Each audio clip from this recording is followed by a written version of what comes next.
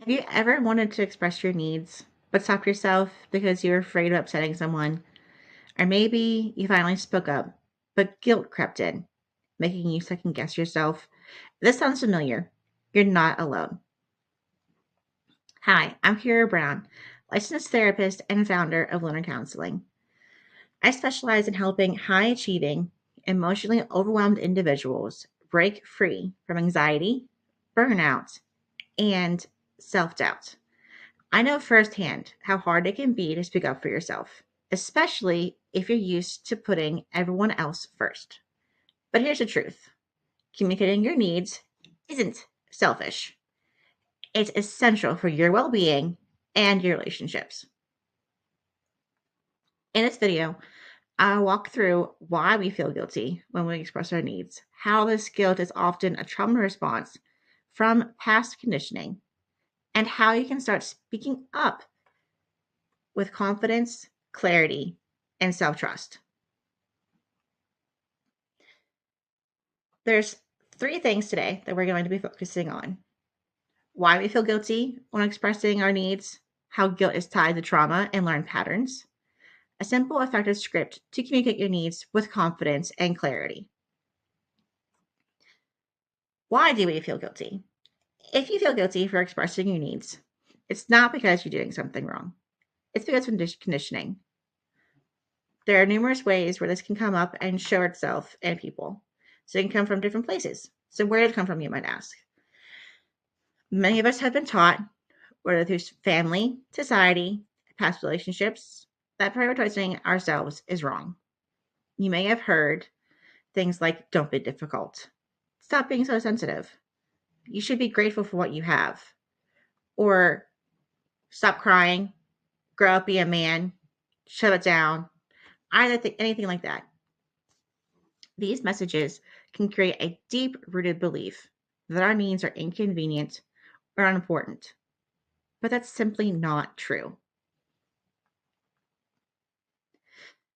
Guilt is a trauma response, just like shame is also a trauma response. These two emotions are often a taught response to situations.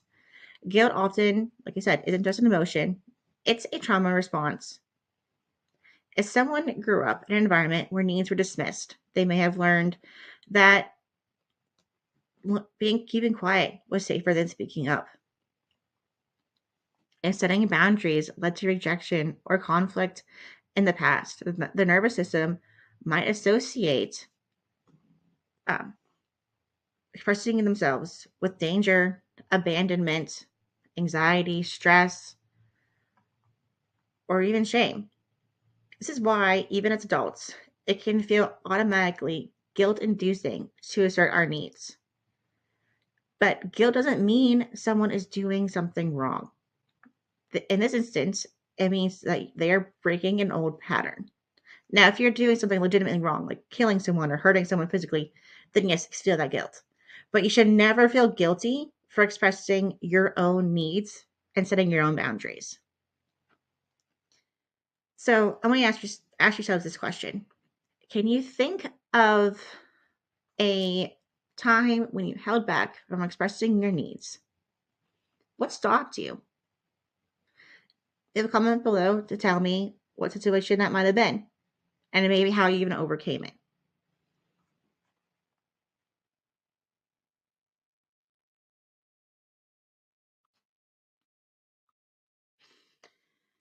So instead of thinking, if I express my needs, I'm being selfish, shift to my needs are valid and I deserve to be heard just like anyone else. Because you might be thinking, well, if I have to respect this person's needs, why can't they respect mine? And they should, because your needs are valid. It is not all about everyone else, and never you. You should never be a footnote in your own story. So let's learn how to express your needs with confidence. So now that we understand where guilt comes from, let's talk about how to communicate in a way that feels both strong and respectful. So I teach everyone that I work with what I like to call I statements. And typical I statements are taught with the word you being put into them. I don't feel like that's effective. I feel like having a you and an I statement makes it very defensive and attacking. So I teach a very straightforward way of using the I statements. It's very simple and it helps communicate your needs without blame or defensiveness. So step one is you say I feel, which is where you say whatever emotion that you're feeling. So acknowledge the emotion that is coming up. Step two is you say when. To describe the situation using only I, me, my, we, us, or some other neutral phrasing, but never the word you. It can be difficult, especially in the heat of the moment when we are very angry. But the instant the word you is used, the other person that you're talking to won't listen to you. So imagine a castle where the drawbridge is open, people are going to come back and forth, and it's going to be easy to talk to. But when you say you, the drawbridge is closed, no one's listening. And step three for the phrase is I need, is where you clearly state what is needed or what would be helpful in the future. So you tell them how you're feeling, why, like what happened to make you feel that emotion, and then what you need. So it's always the action of what the person did for the when. But it's not the person. It is the action that person did. So, for instance, you're having a conversation with your partner. It's getting really heated, but you feel like they're not ever listening to you. So you can say something like, I feel unheard when important conversations seem to get overlooked. I need reassurance that what I share is being received. Or if that's a little bit too fluffy for you, you can say, I feel upset whenever we talk, I don't feel listened to. I need to be listened to in the future. Something that's like that simple. Or another example is if you have a friend that you love dearly, but they're not always the most reliable. Like you guys make plans, you have everything sent down in your calendar, everything's booked, you're on your way there. You get there, you've driven an hour there, or however far you've driven, but then they text you saying, "Oh, I can't make it." Now, how does that make you feel? For me, I'd feel very upset. So, what you can say that to your friend is, "I feel disappointed when plans shift unexpectedly, and the consistency in order to feel valued in our friendship." Or even simple, I feel pissed off when I had to drive over an hour for our plans, but then they cancel at the last minute. I need to know that these are going to happen. Something like that. So however you feel, own it, but don't attack. So another way that you can do it even at work. So say at work you have like an awesome worker, you're going above and beyond all the time, and your boss just keeps on piling all this work onto you. So you can say to your boss, like, I feel overwhelmed when additional tasks stack up without discussion. I need clear expectations about responsibilities, especially if they try to change your job role on you without even any discussion. Like that could be something that you can say. Or I need to have more time between tasks. I'm feeling overwhelmed. You can even say it like that. It's like, and you can say, can I please have a break? Or can I please have some help on these tasks? So I have a challenge for you. So I want you to pick one situation this week where an I statement can be used. Try it and then reflect on how it felt. You can put it down in the comments below or even reach out to me via email. Whatever one feels natural to you. I mean, if you email me randomly, I might not respond, but comments are probably the better option. Now, this all might sound all well and good in your head, like, yes, I'm ready to do these. Like, let's go. Like, I'm so ready to try out these skills. But let's talk about how to deal with pushback. Because not everyone will respond positively when we set boundaries or express our needs. Because let's be honest, they're getting something out of you for you not having clear boundaries and express your needs all the time. So, here's some common reactions and how to handle them. Someone dismisses your need. Here's what you can say. I hear that. This might seem like a big deal to you, but it's important to me. Always remember your boundaries. And if this is important to you, stick to your guns. Someone guilt trips you. Oh, this is a big one with families, especially with big families. So let's say this one. I understand this change might be difficult, but I need to honor my time, my well-being. This is also a way of like saying, like, listen, I don't have the time or energy to deal with this anymore. Like, you need to handle it yourself. Or if someone completely ignores your boundary, like you said it and you said all the things previously, and they keep on pushing against it and not listening to you, this is something you can say. If this keeps happening, I'll need to make some adjustments to protect my time and energy. Basically, what you're saying in this moment is like, listen, you either respect what I'm saying to you or you need to get out. And that's something, if that's what you want to do, and you have a hard time say, like handling that grief, make that decision that you want to make to cut someone out completely. We can work it through it and talk about what it would be and how that could look and what would need to change or how we would need to express it. But the important thing to remember here is your feelings and needs are just as important as anyone else's. There is no one more important. Even if you're a parent, it is super important to have boundaries with your children too, no matter their ages.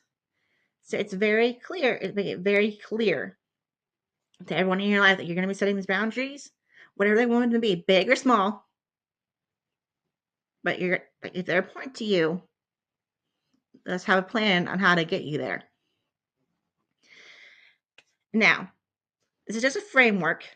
Everyone's needs are different. Everyone's family's life is different, and like things can tweak as needed. Now, but I encourage you to try it this week to pick one situation where you've been holding back and use this script to at least express your needs. So the I statements. I feel, like emotion, when, what the situation was, and then I need. Or even say, could you please? Are those two variations at the end is okay. At the end is it's okay. It's like for the you, like could you please, especially if the action is like really big. So just remember, it's like I feel angry when I don't get listened to. Can you please listen to me? Also, just remember that just because we were taught something as a child or in our family or society doesn't mean it's always correct or always true. And things can always be untaught. Some of the intense emotions that we feel lately aren't always like natural emotions. Guilt and shame can also and can be and oftentimes are taught responses because it's something that we didn't get as either children or as we were growing up. It happens. It's usually not by anyone's intention to be cruel, but things happen. And I love helping people get there and get their needs expressed in a way that helps them have better boundaries. Something too that can also be a challenge for some people is just knowing when enough is enough. So everything I just gave you was a basic framework. So let's just talk about when enough is enough. So for me, whenever I started setting my boundaries, enough was enough was when I just couldn't take it anymore. I got pregnant. I was being pulled in so different directions at work and my home life, and I just couldn't take it anymore. So it's like, listen, I can't do it anymore. I am a mom now. I have to have the energy to be with my children. And I just, they were like a big motivator for me to have these set boundaries. Sometimes some people don't have children, and that's fine. You don't have to have kids to be your motivator. For me, it's my kids. But it can also even be like physical signs for like enough is enough. If you're constantly tired, you constantly have a headache, your head's constantly in a fog, you have stomach issues, your heart's always racing, your body's always tense. Those are huge signs that something is not right or it's something is too much. And it might time to set boundaries somewhere. Especially if you're in a situation, whether it be family, friend, or at work, and all of a sudden you just like have this like really deep pit, knot in your stomach feeling, it's usually your intuition telling you that something's not right, something needs to change, and it's very important to trust your gut because your guts are your second brain. That's why everything is connected. Excuse me, everything is so important to stay connected and in alignment and functioning properly. So when you start feeling those symptoms, it's usually a sign saying, hey, something's not working right here. Something's pushing back. And it's usually where that's our body saying, take a step back, reassess, and establish like what is really important to me right now. What do I really want to focus my energy on? And then we can figure out where the boundary needs to come into play. So the boundary can be in different, however you want them to be, but as long as they're your boundaries and they are important to you. But the key is no matter what boundary it is, big or small, that is being expressed in a way that is respectful to the other person and respectful to you. Because no one will listen to you if you come in guns blazing. It's like, I'm done with this shit. I'm done. And like everyone's like, whoa, what's going on? Especially if you've never done that before. And you've done it in private, but never to them. They're gonna be thrown for a whole loop. But if you come in and you say, I'm feeling overwhelmed because of X, I'm feeling stressed out because of X, and then you say what you need, that will be more beneficial to you and your relationships moving forward. Instead of just saying, I'm done with this shit and stomping off and slamming the door. Because at that point, everyone's just going to have to think you're a toddler and throwing a tantrum. They're not going to see the overwhelm. They're not going to see the stress. They're not going to see the anxiety. They're not going to see that. All they're going to see is the anger. Now, anger is, like everyone calls it the anger iceberg. Because there's anger, especially for men. Men show anger more than they show anything else. But there's always anger, and then there's everything below it, which is the stress, the anxiety, the overwhelm, sadness, grief. Like any numerous emotions can manifest as anger, especially if they've been suppressed long enough. Now, men, I know this is probably going to be a little bit challenging for you to be like, all right, I need to talk about my emotions. I don't want to do this because society has taught you that you're not supposed to have emotions. You're not supposed to say these fluffy words, but they're not fluffy because they're literal emotions that you are feeling. And if you're having any issues at all with your romantic partner or even your family, saying that phrase, I feel, and saying when, and asking for what you need will go so far in repairing your relationships, setting better boundaries for yourself, and helping you get what you need, like in whatever area. So one caveat I always want to put into place, I want to put out there for everyone, whenever you use I statements, it is your way of setting that boundary in a calm and effective way. However, we have no control over how anyone in our lives accepts that boundary or how they respond to it. All we can control is our response to them. So people push back against it because they're so used to getting something from you, having loose boundaries or loose communication skills because you are always conflict avoidant, then they're not going to like that you're saying these things or that you're setting boundaries. And those are the people that you will really have to think about, do I want them in my life? And if I do, how much do I want them in my life? Because you can set the boundary too. Because you still want them in your life, but you don't want them in there all the time, like giving you all the bad stuff. Like, listen, you can have like this little bit of me, but you don't have this much of me anymore. You can set that boundary. So, like I said, these are just some frameworks.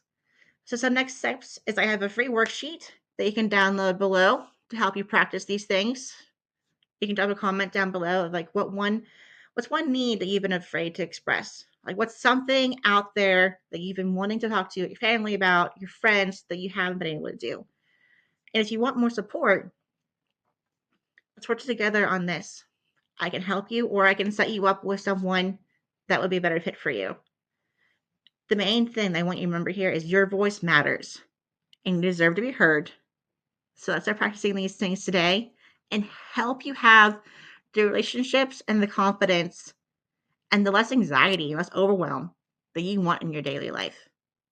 Like, I want you to be in a place that feels happy, fulfilling, and full of joy.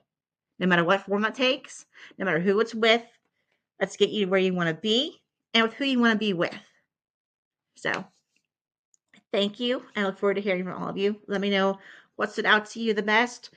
And if you have any other questions or maybe even any concerns you want to talk about, have fun. I look forward to hearing from you guys again. Bye.